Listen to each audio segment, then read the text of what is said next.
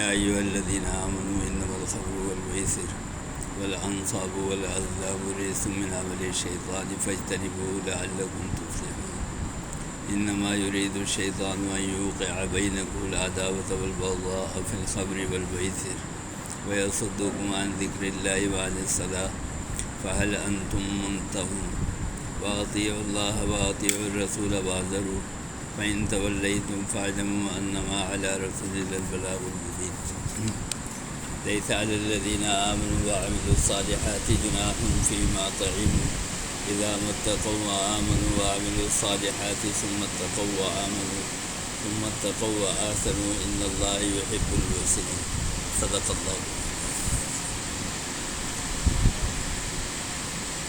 ان آیتوں میں آیت نمبر 90-91 ہے یہ. اس کے اندر نشے کا ذکر ہے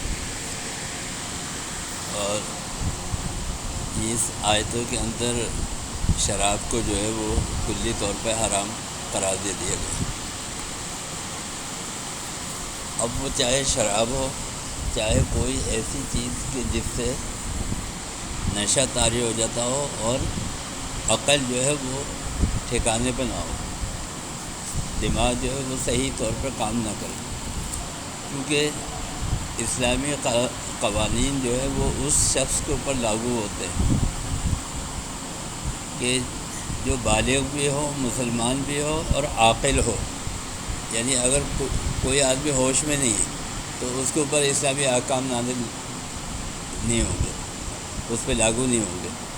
کوئی آدمی جو ہے وہ ہوش میں نہیں ہے، کوئی مجنون ہے، عقل اس کے ٹھکانے نہیں ہے، اس کو اپنا پتہ نہیں ہے کہ میں کہاں ہوں، اس کے اوپر نماز فرض نہیں ہے، اس کے اوپر زکوٰۃ فرض نہیں ہے، اس کے اوپر اور چیزیں فرض نہیں. تو عقل جو ہے وہ انسان کی جب ٹھکانے ہوتی ہے تب اس کو اچھے اور برے کی پہچان ہوتی ہے. تو اگر عقل اس کی صحیح ہوگی تو وہ نیکی اور برائی میں بھی تمیز کر سکے گا.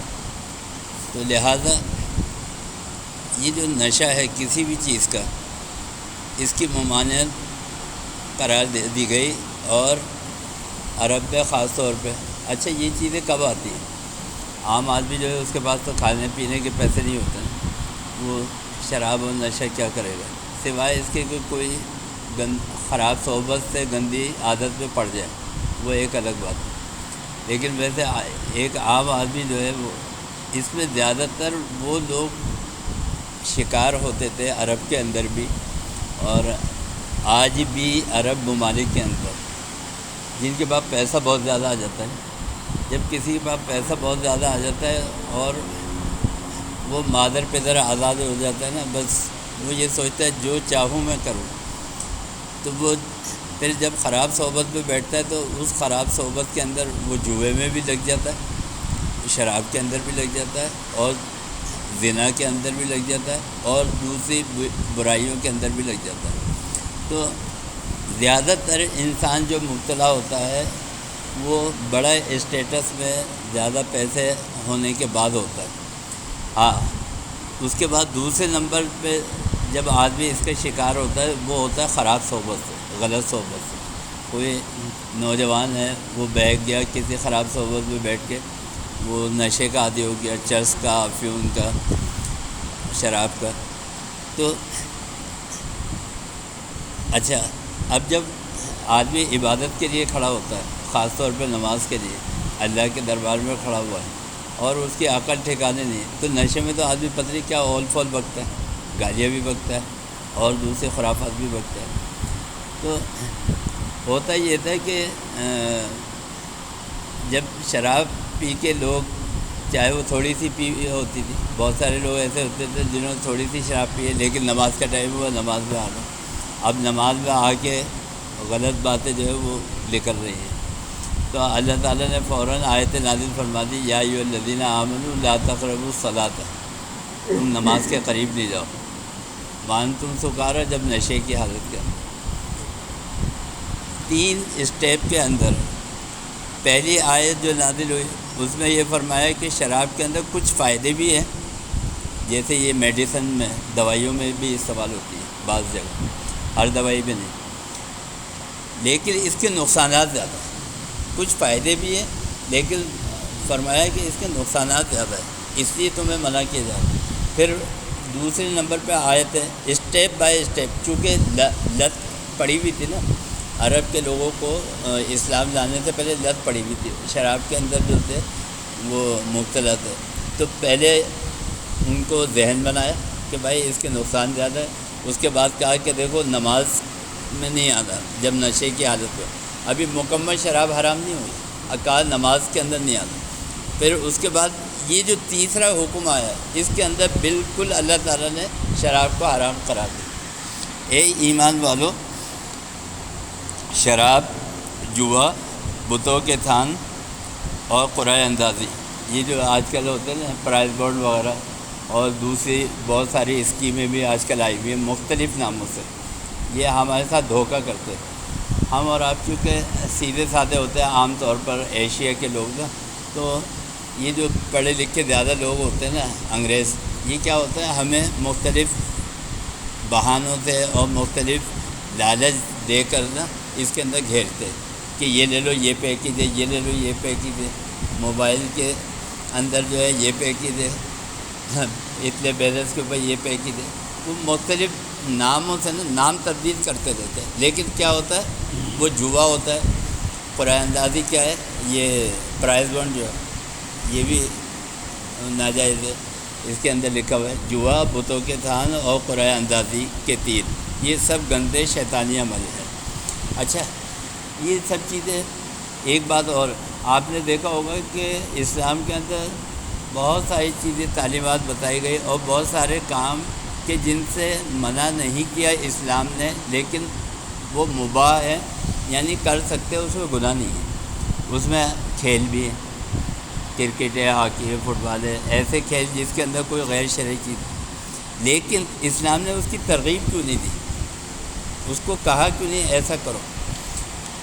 اس لیے کہ جب انسان کھیل تماشوں کے اندر لگ جاتا ہے تو وہ اللہ کی عبادت سے اور اللہ کی اطاعت سے غافل ہو جاتا ہے۔ یہ ہے سر، آج کیا ہے، ہر گلی کے اندر نا فوڈ اسٹریٹ بنی ہوئی ہے، کوئی بند کباب، کوئی بروز، کوئی تکہ، کوئی کباب، کیا ہے لوگوں کو اسی میں لگا دیا، وہ بھائی تمہارے پاس گھر میں کھانے کو نہیں ہے، لوگ اس میں لگے ہوئے۔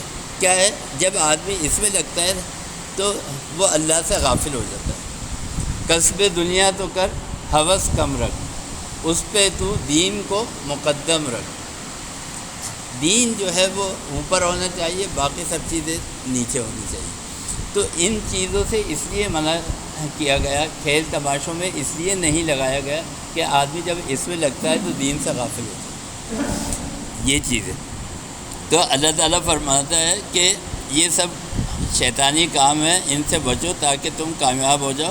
شیطان یہی چاہتا ہے کہ تمہیں ان کے ذریعے سے تمہارے درمیان دشمنی اور نفرت ڈال دے۔ اچھا، اب یہ جوئے وغیرہ کے جو کام ہیں، یا شراب جب آدمی پی لیتا ہے اور دماغ اس کا معاف ہو جاتا ہے، یا یہ قرعہ اندازی وغیرہ کے مختلف اسکیمیں، اس میں کیا ہوتا ہے لڑائی جھگڑے بھی ہوتے ہیں۔ جب کوئی آدمی، فرض کیجیے کسی کھیل میں کوئی آدمی ہار گیا، کسی نے سٹہ لگایا ہوا تھا، کوئی ہار گیا، اب جس کا نقصان ہوا ہے وہ تو لڑ رہے گا نا، وہ تو ایک دوسرے کو مارے گا، تو یہ کیا ہوتا ہے دشمنیوں کا سبب بنتا ہے، نفرتوں کا سبب بنتا ہے۔ تو یہ چیز بھی اللہ تعالیٰ نے بتائی کہ یہ شیطان تمہیں آپس میں لڑانا چاہتا ہے۔ مسلمان کا کام کیا ہے؟ آپس میں محبت پیدا ہو، دلوں کو جوڑے، اور شیطان کا کام کیا ہے کہ ان کو توڑو، ان کے درمیان جو ہے وہ فاصلے پیدا کرو، نفرتیں پیدا کرو۔ تو اللہ تعالیٰ کہتا ہے کہ نفرت ڈال دے شیطان اللہ کے ذکر سے اور نماز سے روک دے۔ پھر اللہ تعالیٰ کہتے ہیں کیا تم اب بھی باز نہیں آؤ گے، اور اللہ اور اس کے رسول کی اطاعت کرو۔ مطلب یہ ایک بات ہمیں یہ ذہن میں رکھنی چاہیے کہ جب انسان کی پیدائش ہوئی ہے نا، اس وقت شیطان نے انسان کو سجدہ نہ کر کے دشمنی کا آغاز کر دیا تھا، اور اس نے اللہ تعالیٰ سے یہ کہا تھا کہ میں انسانوں کو بہکاؤں گا، قیامت تک جتنے بھی انسان آئیں گے ان کو بہکاؤں گا۔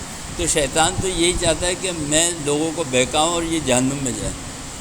تو اس لیے اللہ تعالیٰ کہتے ہیں اس کی بات نہیں مانو، اس کے پیچھے نہیں چلو، اللہ اور اس کا رسول جو کہہ رہا ہے وہ تمہارے فائدے کے لیے، تمہاری بھلائی کے لیے کہہ رہا ہے۔ اس کی اطاعت کرو۔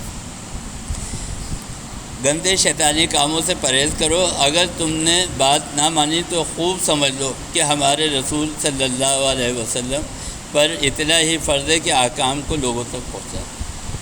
کوئی بھی آدمی ہے جب تبلیغ کرے گا تو وہ زیادہ سے زیادہ آپ کو کہہ سکتا ہے، سمجھا سکتا ہے، پیار محبت سے آپ کے ساتھ پیش آ سکتا ہے، زیادہ سے زیادہ آپ کے اکرام کر کے، آپ کی خدمت کر کے آپ کو کوشش کرے گا صحیح راستے کے اوپر لانے۔ اس سے زیادہ کچھ نہیں کر سکتا۔ آپ کو زبردستی پکڑ کے مسجد میں لے کے نہیں آئے گا۔